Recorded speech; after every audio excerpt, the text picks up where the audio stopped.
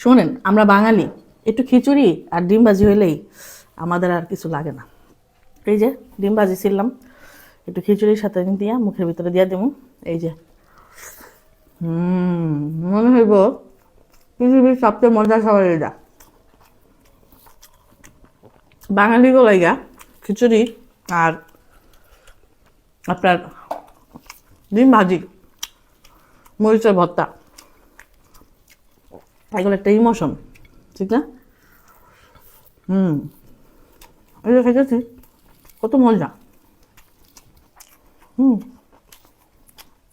দেখেন,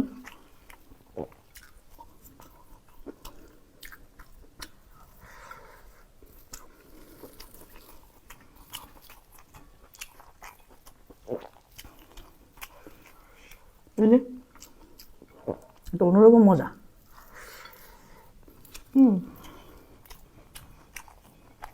এই যে অন্যরকম স্বাদ।